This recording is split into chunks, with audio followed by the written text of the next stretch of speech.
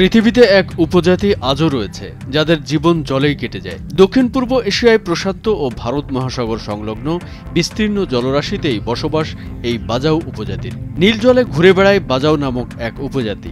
এদের নির্দিষ্ট কোনো ঠিকানা নেই, তাই এদের বলা হয় সি জিপসিস বা সি নোমাডস।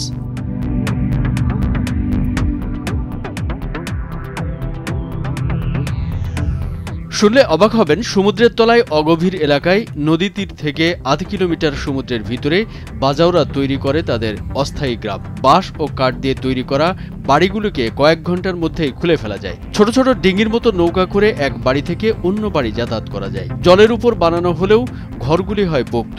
2004 সালে যে সুনামি হয়েছিল তাতে বাজাওদের কোনো ক্ষতি হয়নি, তাদের বাড়ির নিচ দিয়ে সুনামি গেছে।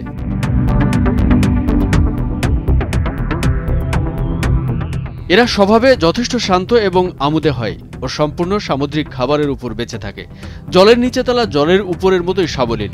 সবচেয়ে আশ্চর্যের বিষয় হলো এরা জলের নিচে কোনো রকম প্রযুক্তির সাহায্য ছাড়াই কাটিয়ে দিতে পারে প্রায় 13 মিনিট, যা পৃথিবীর অন্য কোনো মানুষের পক্ষেই মোটেই সম্ভব নয়। ছোট ছোট বাজাও শিশুরাও সমুদ্রের তলায় অক্লেশে মাছের মতোই সাঁতার কেটে বেড়ায়। এরা জন্ম থেকে মৃত্যু পর্যন্ত জলেই বাস করেন।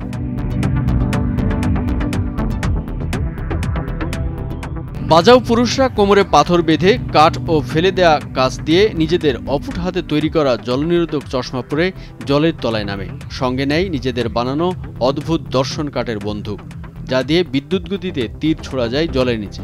বিভিন্ন মাছ, স্টিংরে, স্কুইড, অক্টোপাস প্রভৃতি শিকার করে এবং উঠে আসার সময় শরীরে বাঁধা ওজন খুলে ফেলে শরীরকে হালকা করে নেয়।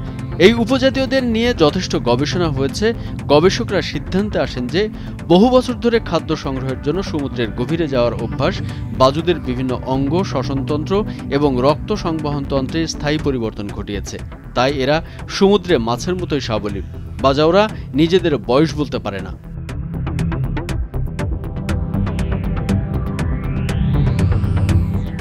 এ যুগেও তাদের তারিখ সম্পর্কে ধারণা নেই। ঠিক তেমনিভাবেই তারা জানে না বিদ্যুৎ কি এবং তা কি কাজে লাগে। সামুদ্রিক মাছের তেলের মশাল আজও তাদের রাতের অন্ধকার কাটায়।